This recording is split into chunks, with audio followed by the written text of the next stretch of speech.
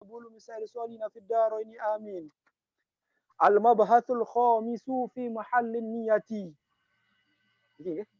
Ya, ya, benar. هل هو القلب في كل موضع لأن حقيقتها القصد مطلقا وقيل المقارن للفعل وذلك عبارة عن فعل القلب. قال البيضاوي النية عبارة عن انبعاث القلب نحو ما يراه موافقا من جلب نفع أو دفع ضر حالا أو مالا، والشرع خصصه بالإرادة المتوجهة نحو الفعل لابتغاء رضا الله تعالى وامتثال حكمه. Qala al-mabasul khamis. Pembahasan yang kelima tentang niat. Ini masalah niat yang banyak sekali bahasannya. Ini sekarang bahasan yang kelima. Ya ini fi mahallil niat, tempat kita masang niat. Karena ibadah apa namanya sudah jelas seperti dijelas sebelumnya bahwa ibadah itu tidak sah kecuali niat. Sekarang akan dibahas di sini di mana kita masang niat. Di mana kita boleh memasang niat. Seperti puasa sekarang, kapan kita berniat? Seperti apa salat, di mana kita berniat? Seperti wudu, di mana kita masang niat? Mandi, di mana kita pasang niat? Di sini al-mabasus al-khamis fi mahallin niyati. Tempat masang niatnya di mana? Mahalluha al-kalbu atau mahalluha al-kalbu fi kulli mawdi'in. Itu apa namanya tempat niat itu adalah fi al-kalbu di hati sanubari. Fi kulli mawdi'in. Fi kulli mawdi'in, apakah itu di awal ibadah atau di akhir ibadah atau bersamaan dengan ibadah, itu yang penting niat itu apa namanya kita letakkan, itu apa namanya tempatnya adalah dalam hati sanubari. Lianna hakikatah al-qasdu mutlakan, karena substansi atau esensi niat itu adalah al-qasdu mutlakan, itu keinginan. Al-qasdu itu keinginan melakukan sesuatu, itu namanya niat. Jadi hakikatnya niat itu adalah menginginkan melakukan sesuatu, itu namanya niat. Jadi apa namanya? Karena keinginan itu hanya bisa dilaksanakan oleh hati, makanya tempat niat itu dalam hati. Wakila al-muqarinul fi'li. Ada juga yang mengatakan bahwa niat itu tidak sah kecuali kalau dibarengi dengan al-amal. Fi'li dengan pelaksanaan. Jadi apa namanya mengatakan seperti salat. Jadi selama kita salat itu apa namanya harus ada niatnya di sana. Kalau ada salat kita yang tidak disertai dengan niat, ada sebagian mengatakan tidak sah.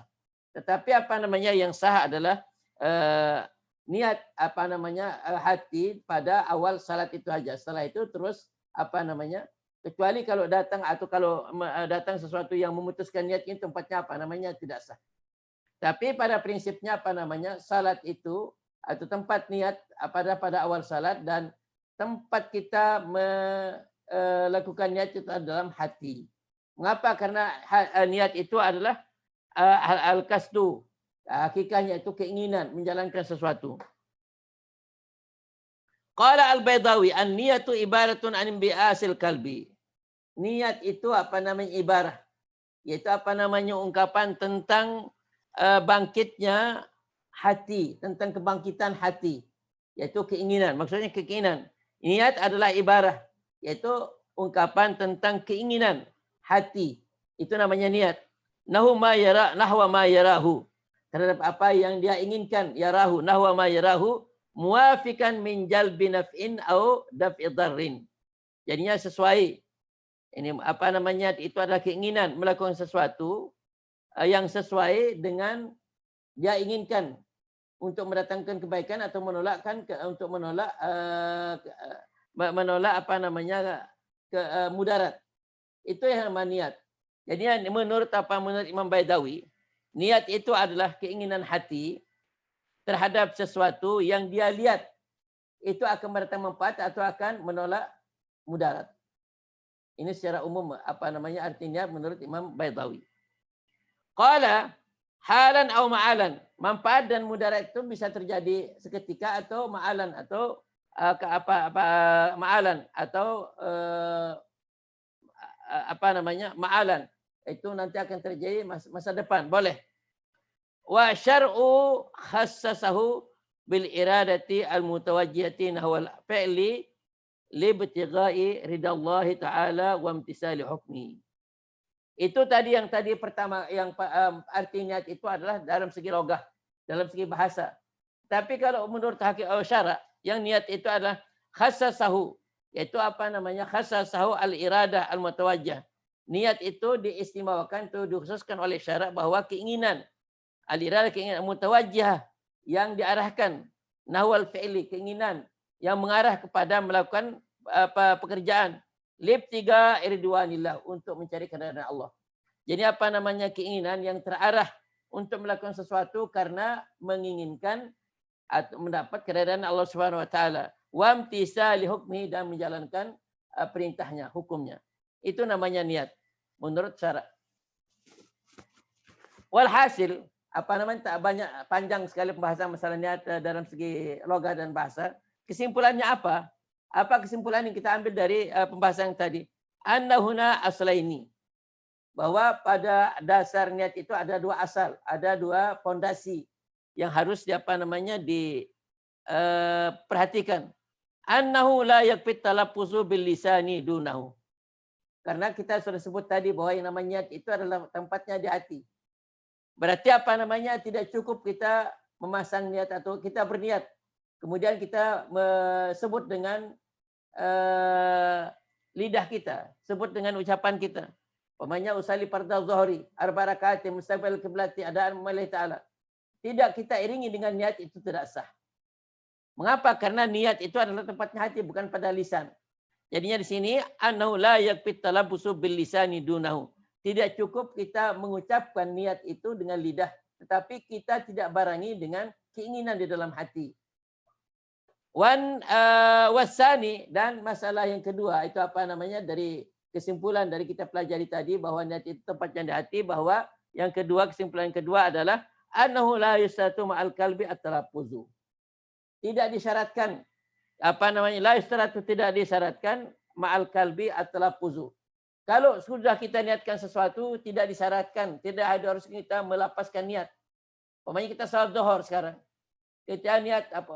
Usalli fardhu zuhri barakatuh mustaqbil qiblat itu sudah isi hati kita, sudah berbunyi seperti itu. Kita tidak diwajibkan untuk mengatakan usalli dengan lidah. Usalli fardhu zuhri arba rakaatin mustaqbil qiblat adaan imaman lillahi ta'ala. Itu sudah disyaratkan. Apabila kita sudah berniat, itu sudah cukup. Apabila sudah dalam hati kita Allahu Akbar, ketika Allahu Akbar, apa yang kita ucapkan tadi itu sudah terlintas dalam hati, sudah cukup. Karena melapaskan niat itu tidak syarat. Tetapi kalau umpamanya disebut, itu lebih bagus. Mengapa? Karena mengingatkan supaya orang itu jangan was-was. Jadi mengapa mazhab Syafi'i sekarang disunatkan dia mengatakan usalli fardhu zuhri barakatuh mustaqbil kepada Allah Ta'ala, yaitu supaya dia itu nanti ketika mengatakan Allahu Akbar, itu sudah langsung terlintas dalam hatinya apa yang diucapkan tadi, sehingga tidak menimbulkan was-was. Oleh sebab itu dalam mazhab Syafi'i at-talaffuz bin niyah itu sebelum dia berniat, dia ucapkan niatnya, itu adalah sunat hukumnya. Amal awalu pamin furuhi. Adapun bagian yang pertama yang mengatakan la yakfi at-talaffuz bil lisani dunahu. Tidak cukup talaffuz bin niat. Tidak cukup kita talaffuz dan kemudian tidak kita menyebut niatnya. Di sini ada furu, ada bagian-bagiannya. Qala law ikhtalafa al-lisan wal qalbu. Sekarang kalau berbeda ucapan dengan isi hati. Jadi kalau berbeda ucapan dengan isi hati, mana yang dimenangkan? Fal ibratu bima fil qalbi. Maka yang dimenangkan adalah ada apa yang dalam hati. Contohnya, falau nawa bi qalbi al-wudu. Kalau seorang berniat dalam hatinya untuk wudu, nawaitul wudu lillahi ta'ala. Wa bilisani atabarrud. Kemudian dengan lidahnya dia ucapkan atau dia sebut bahwa keinginannya untuk mendinginkan badan. Nah, di sini niatnya untuk wudu, tetapi dia ucapkan dalam ucapannya, disebut dalam ucapannya untuk mendinginkan badan. Yang dimenangkan adalah isi hatinya. Maksudnya wudunya sah. Sahal wudu. Karena apa namanya? Dia sudah mengingatkan, sudah apa namanya dalam hatinya untuk wudu. Awaksuhu pala. Tetapi kalau umpamanya di lisannya saja mengatakan nawaitul wudu lillahi ta'ala, tapi dalam hatinya dia ingin mendinginkan badan, di sini wudunya tidak sah. Mengapa? Karena bertentangan antara ucapan dengan isi hati.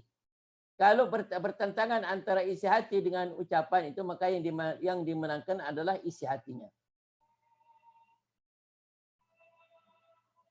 Qala sahad al-wudu aw aksufala. Wa kadza law nawa bi kalbi adh-dhuhra wa bi lisanihi al-asra. Sekarang umpamanya adalah waktu salat zuhur. Waktu salat zuhur di salat zuhur. Usalli fardhu dhuhri 4 rakaatin. Dalam hatinya dia mau salat zuhur. Dalam hatinya dia ingin salat zuhur. Tetapi di di lidahnya dengan salat asar. Yang dimenangkan di sini apa yang ada dalam hati. Qala falau nawa wa kadza law nawa bi qalbi adh-dhuhra wa lisani al-asra aw bi qalbi al-hajja wa bi lisani al-umrata. Dia dia niatkan labbaik Allahumma umratan. Yang diucapkan adalah umrah, tapi yang dia maksudkan atau yang terlintas dalam hatinya adalah haji. Makanya menang di sini adalah haji, ibadah haji, bukan umrahnya. Aw aksu sahalahuma fil qalbi. Itu gambaran yang tadi itu, kalau bertentangan antara ucapan dengan isi hati, maka yang dimenangkan adalah isi hatinya. Wa minha, kemudian cabang dari masalah tempat niat itu ada dalam hati. Annahu la talabbusu bil lisan, berarti cukup seorang itu menyebut niat tanpa terlintas dalam hatinya. In sabaka lisanuhu ila labzil yamin bila kasrin falatan akidu. Kalau ada seorang melapaskan lapas sumpah tapi tidak disertai dengan niatnya, latan akidu. Apa arti latan akidu? Yaminnya atau sumpahnya itu tidak sah. Tidak wajib dia bayar kafarah. Mengapa? Karena yang dia ucapkan itu cuma dari ujung lidahnya saja. Tidak tidak keluar dari isi hatinya. Wala ta'allaqu biha kafaratun, karena sumpahnya tidak sah, karena tidak keluar dari lubuk hatinya, sumpahnya tidak sah, cuma dia mengucapkan dari dari ujung lidahnya saja. Oleh sebab itu tidak wajib dia membayar kafarah. Aw kasada talaqa aw al-itaq aw kasada al-halifa ala syai'in fasabaka lisanuhu ila ghairihi, atau dia ingin sumpah untuk sesuatu tetapi lidahnya yaitu lidahnya yaitu dia itu mengucap yang lain. Ini salah mengucapkannya. Ini tidak dianggap ini sumpahnya juga tidak sah. Jadi al-halifa au kasada al-halifa ala syai'in. Dia berniat sumpah untuk sesuatu, fasabika lisanu, tapi hatinya menyebut yang lain. Ini juga tidak sah sumpahnya tadi. Karena yang dimenangkan adalah apa yang ada dalam hati. Hadza fil halifi billahi. Ini apabila seorang itu bersumpah dengan nama Allah Subhanahu wa taala. Falau jara. Jadi kalau ada orang bersumpah demi Allah, saya tidak makan umpamanya. Saya tidak makan satu hari. Tapi maksudnya demi Allah saya tidak tidak akan tidur. Jadi lidahnya itu kelolosan. Lalu lidahnya itu mengucapkan sesuatu yang tidak diinginkan. Sumpahnya itu tidak sah.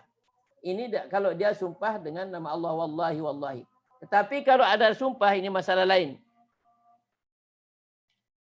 Qala falau jara mislu dzalika fil ila aw at-talaq aw al-itaq lam yata'allaq bihi syai'un batinan wa yudinu. Tapi ini masalah lain. Kalau umpamanya seorang mengucapkan lapas ila yaitu demi dia dia bersumpah. Dia bersumpah tidak akan menggauli istrinya selama 4 bulan. Itu namanya ila. Dia sebut di sini. Kemudian umpamanya dia katakan nanti, oh itu bukan keluar dari lubuk hati saya. Itu tidak bisa. Secara zahir tetap berlaku. Memang dalam segi hukum antara dia dengan Allah Subhanahu wa taala dia tidak bersalah, tetapi dalam segi batin, dalam segi zahir harus dia harus dia dituntut, harus dia jalankan. Jadi kalau ada orang yang bersumpah tidak akan menjima istrinya selama 4 bulan, yaitu dituntut untuk paik. Paik artinya menjima istrinya sebelum selesai 4 bulan, kemudian diwajibkan bayar kafarah sumpah. Atau kalau nanti selesai 4 bulan, tetap juga dia berpegang tidak menjima istrinya 4 bulan, nanti ada istri, boleh dia madukan ke pengadilan untuk minta cerai. Atau minta ada tuntutannya untuk dia faik, iaitu untuk dia kembali menyetubuhi istrinya, atau kalau tidak mau dia menceraikan istrinya. Itu itu namanya al-ila. Jadi seorang bersumpah tidak akan menyetubuhi istrinya selama 4 bulan, yaitu seorang istri tidak ada punya haknya untuk menuntut sebelum selesai 4 bulan. Dan selama 4 bulan itu dia harus menunggu. Tetapi kalau umpamanya tanpa ada permintaan dari istri, kemudian suami yaitu menjima istrinya sebelum selesai 4 bulan, itu selesai masalahnya. Cuma diwajibkan bagi seorang suami untuk bayarkan kafarah sumpah karena dia itu melanggar isi sumpahnya. Tapi kalau selesai 4 bulan, si suami belum juga menjima istrinya, itu nanti istri di sana boleh menuntut ke pengadilan. Ada 2 tuntutannya. Tuntutan yang pertama dia al-fa'i, yaitu dia kembali suaminya menjimaknya dia, atau kalau tidak supaya dia jatuhkan dia cerai. Ya, dijatuhkan cerai. Kalau tidak juga mau, nanti hakim yang menjatuhkan dia talak. Ini hukum ila. Tapi kalau umpamanya dia mengatakan itu ila itu tidak keluar dari lubuk hati saya, itu tidak bisa. Dalam segi hukum zahir itu tidak bisa dipegang. Antara dia dengan Allah SWT kita tidak tahu, tetapi dia bersalah ya. Tetapi dalam segi hukum itu tidak, karena menyangkut masalah hak, istri. Kadzalika at-talak, atau umpamanya talak. Umpamanya dia katakan dia bilang sama istrinya, talak tuki salasan umpamanya pada istrinya. Kemudian dia bilang, oh itu bukan, tidak keluar dari lubuk hati saya. Cuma saya katakan begitu saja. Itu cuma ucapan saja, itu tidak bisa dipegang. Tidak bisa dipegang karena menyangkut urusan si istri.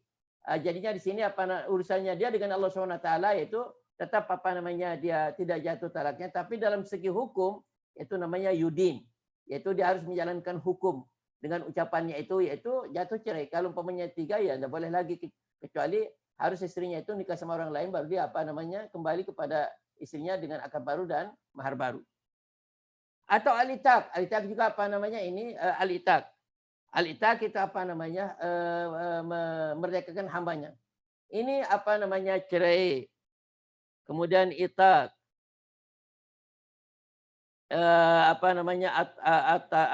An-nikah wa talaq wal itaq. 3 masalah ini tidak bisa hazluhun jiddun wa hazluhunna jiddun. Tidak bisa seseorang itu bermain-main dengan mengucapkan yang 3 ini, yaitu an-nikah, at-talak, sama al-itaq. Dalam hadis Rasulullah SAW bersabda bahwa jidduhunna jiddun wa hazluhunna jiddun. Kalau ada orang yang mau main-main, tetap juga dianggap dia itu benar-benar terjadi kalau yang 3 ini. Nah, ini sekarang tidak bisa dia beralasan. Saya tidak niatkan. Mengapa? Karena ini menyangkut masalah orang lain. Jadi suaranya itu dipegang oleh pengadilan. Lam yata'allaq bihi syai'un batinan wa yudinu. Memang yudin artinya menjalankan hukum secara zahir. Tapi kalau batinnya itu antara dia dengan Allah SWT memang tidak bersalah. Wala iqbalu fi zahir li ta'alluqi haqqil ghairi bihi. Dan tidak bisa diterima perkataan suami yang mengatakan, oh saya bukan maksudkan, saya tidak ada niat saya untuk berbuat seperti itu, tidak bisa. Jadi dia yudin. Dia itu harus menjalankan hukum secara zahir. Masalah dia tidak bersalah itu antara dia dengan Allah Subhanahu wa taala. Wa dzakara al-imamu fil farqi anna al-adah jarat bi ijra'i al-fazil yamin bila kastin. Al-Imam Al-Haramain menyebut bahwa al-farq bedanya antara beliau itu membedakan antara al-iman, antara sumpah dengan talak dan al-itaq. Talak dengan itaq. Kalau Imam Haramain itu dia bedakan. Kalau ada mengatakan al-adah jarat bi ijra'il al-fazil yamin bila kastin. Karena biasa orang sedikit wallahi billahi itu sudah biasa. Itu terutama kita dengar sama di orang Arab itu sebentar-bentar sumpah. Itu kalau umpamanya nanti dikatakan, oh ini sumpah ini bukan keluar dari lubuk hati saya, itu bisa diterima. Mengapa? Karena biasa kata-kata seperti ini keluar tanpa disadari oleh sebagian orang. Tetapi kalau masalah az-zihar, Bi khilafi at-talaq wa al-itaq, itu talak dengan itaq dengan memberikan hamba ini, pada wahu fihima tukhalifuz zahir fala yuqbalu. Kalau dia mengatakan pada istrinya talak tu kesalasan, kemudian dia katakan saya tidak, ini kata-kata ini tidak keluar dari lubuk hati saya. Cuma saya main-main saja, tidak bisa. Begitu juga kalau umpamanya seorang punya hamba, dia mengatakan atak tuki, anti hurrah, anta hur masalah, itu tidak bisa. Karena orang orang dalam dua lapas ini selalu berhati-hati, selalu ihtiyat. Jadi tidak bisa diterima kalau dia mengatakan itu tidak keluar dari lubuk hati saya, cuma saya ucapkan dari ujung lidah saya, tidak bisa. Tapi kalau masalah aiman, masalah sumpah bisa saja karena orang kadang-kadang terlalu cepat dia mengatakan sumpah. Seperti yang kita lihat sebentar-bentar, wallahi katanya. Qala wa kadza law iktarna bil yamini ma yadullu al kasdi. Kecuali wa kadza law iktarna bil yamini ma yadullu al kasdi. Tapi kalau umpamanya dia mengatakan dalam iman itu memang kalau umpamanya dia katakan tidak keluar dari lubuk hati saya, tapi ada tanda-tanda bahwa dia itu memang keluarkan dari isi hatinya, yaitu itu di sini digunakan karina, yaitu tidak bisa diterima.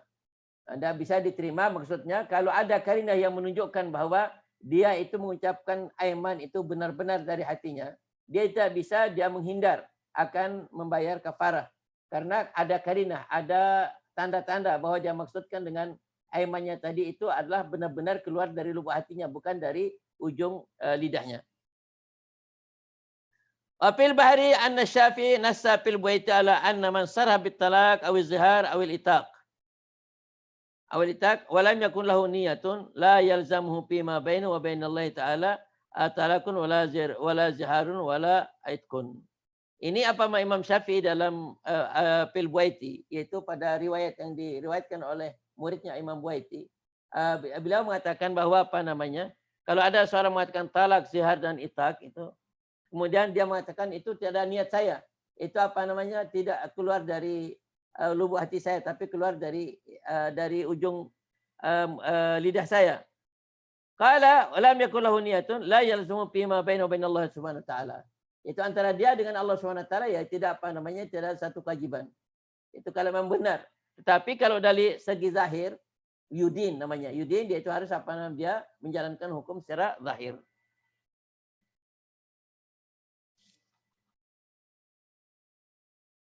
Summa qala minha an yaksida lafzat talaq aw itakaduna ma'na syar'i. Kita cukupkan sampai di sini. Insyaallah mudah-mudahan tetap sehat panjang umur, nanti kita lanjutkan minggu depan di Al-Asbah wa Nazair.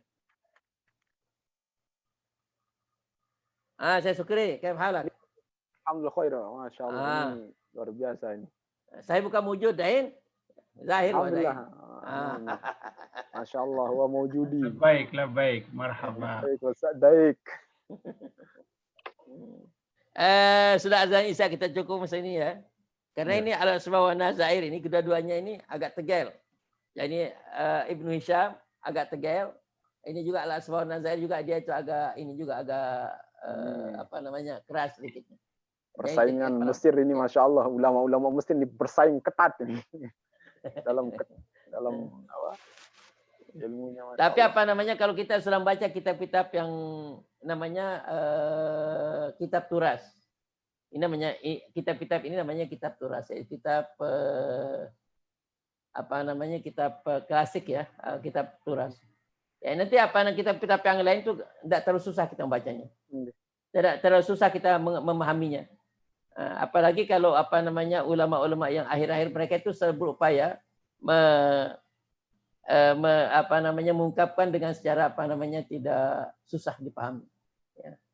Kalau kita sudah biasa paham itu apa yang susah-susah seperti ini, insya Allah yang lain-lain nanti tidak terlalu susah. Lihat aja kalau saya sama Syed itu, yaitu lunak pembahasannya. Yaitu bahasanya tidak terlalu susah. Yaitu kita perhatikan bahasanya juga di kitab-kitab yang lain, selalu beliau itu mencari lapas yang agak mudah dipahami. Mungkin kalau seperti apalagi seperti Imam Suyuti dengan Ibnu Hisham, mungkin ulama-ulama yang ada seperti ini mungkin sedikit yang belajar agama ini saking Karena pada dulu pada jayanya Islam. Jadi di sana apa namanya, karena lagi naik daunnya dulu. Jadinya apa namanya, ungkapannya itu dengan memakai kata-kata yang balik, itulah ulama yang asli. Jadinya kalau sekarang ini orang mau instan, mau cepat. Jadi memikir sedikit sudah sudah cari yang lain katanya. Cepat dapat. Baik, kalau tidak ada yang ditanyakan, ya kita cukupkan sampai di sini. Insyaallah kita ketemu besok sore insyaallah. Asyifa wal Bajatus Saniyah. Insyaallah Bajatus Saniyah lagi sebentar lagi tamat insyaallah. Tasawuf. Wah mulai